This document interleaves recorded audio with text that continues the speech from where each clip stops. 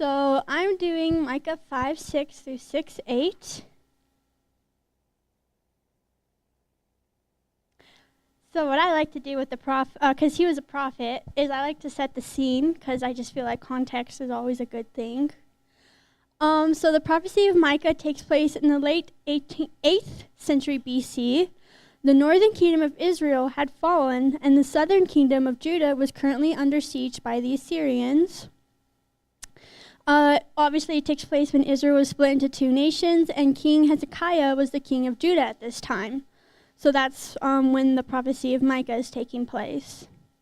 Okay, so this goes into, this is just stuff I thought was interesting, but, Jerusalem was a military stronghold.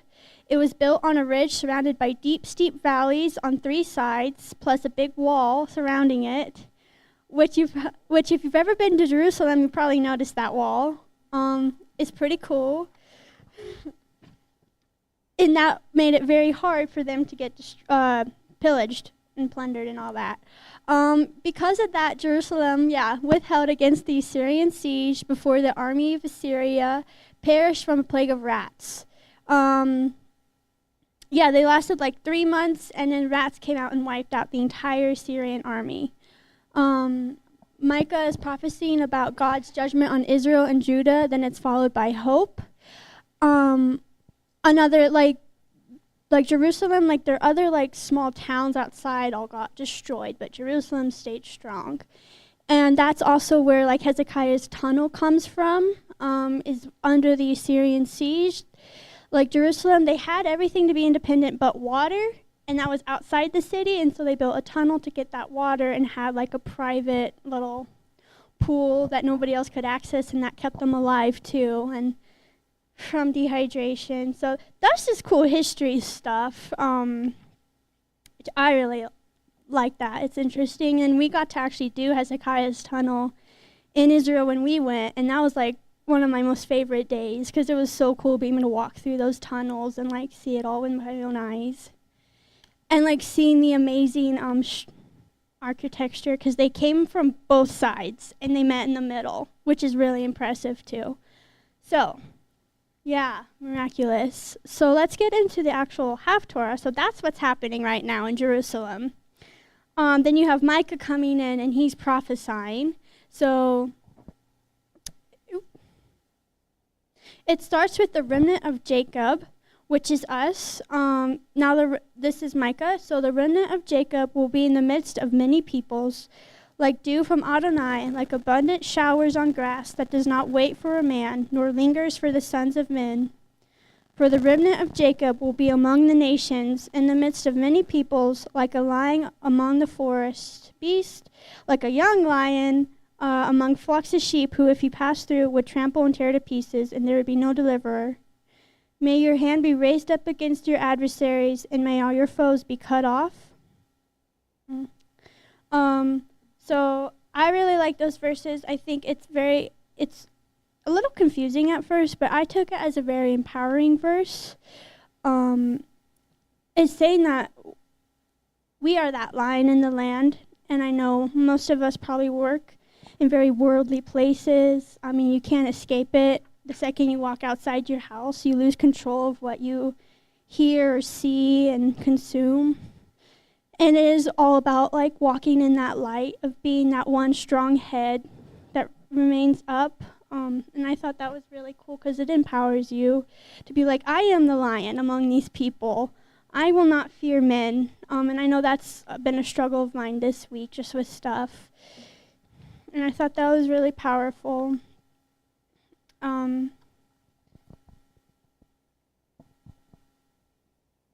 then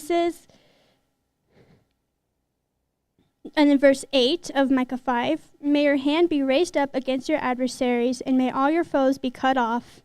Now in that day it is a declaration of Adonai, I will cut off your horses among you, and I will destroy your chariots. I will cut off the cities of your land, and throw down all your strongholds. I will cut off sorceries from your hand, and you will have no more diviners. Maybe.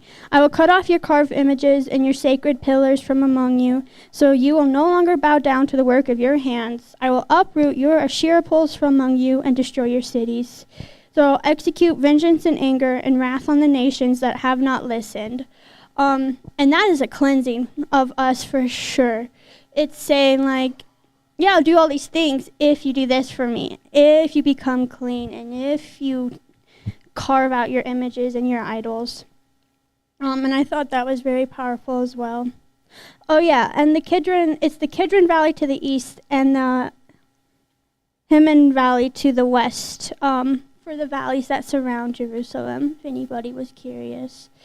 So, and then now you go into Adonai pleads his case.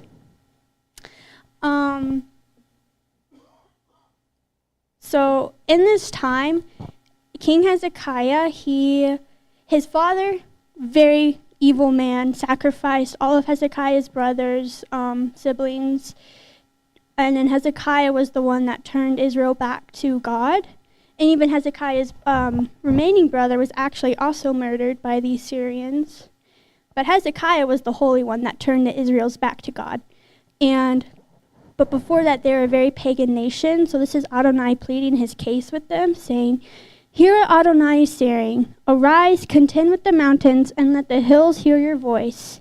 Hear Adonai's dispute, O mountains, the enduring foundations of the earth. For Adonai has a dispute with his people, and he will argue his case with Israel." And it goes into saying like what God has done for them. I'm just going to skip to verse 5. "O my people, remember please, what did Balak, king of Moab, propose? What did Balaam, son of Beor, answer him? From Shittim as far as Gilgal, so that you might acknowledge the righteous acts of Adonai."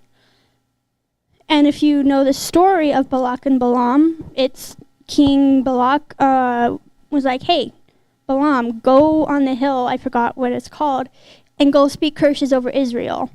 And instead, God made Balaam speak blessings over Israel.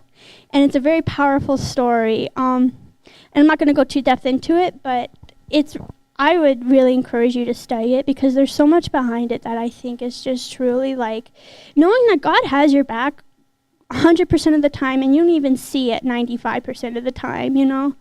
And I think that's a really good example because you have that where it might not be as obvious and then the obvious of, hey, I brought you from Egypt. And God says that a lot because the Israelites seem to forget that a lot. So that was more in your face with it. So that's God pleading his case with the people. And then Micah goes into what is Adonai seeking from you? And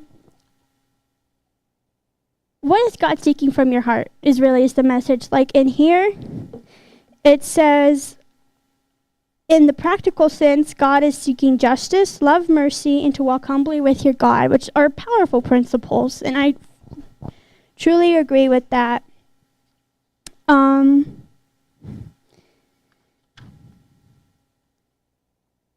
So what is God seeking from you? And for me, I know it's probably more sacrifice of my heart and my free time now that I have not so much is even just trying to do that is make it more towards God and not of my flesh. And going back to the remnant of Judah, I realized I haven't been reading my notes at all. I just wanted to touch back on that. It says, part of the remnant of Judah is the covenant and promise of Abraham, Isaac, and Jacob. That's on us.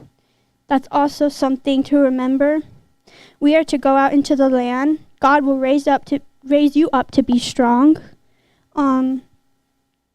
But before that happens, God will sometimes break you. He'll break you down to nothing. He'll cleanse you before you are ready to be strong and ready to be his warrior for you. And God will punish the nations that have not listened. That's a scary one. That's a big warning for even America, too. It's like God's power is still here. You see it everywhere. And this is a prophecy. So be warned. So what is God seeking from you? And this is something that I want to leave with all of you is, for me, I know it's my heart and just trying to do my free time, read the Bible instead of like going and watching a movie, stuff like that. And I think courage too, that's something I've been struggling with. But this is a time for introspective and to really look into yourselves and ask yourselves, is there something where you're falling short of in your life that you know God is calling you to, but there's just that one thing keeping you from it? And ask yourselves, what is that one thing? Thank you.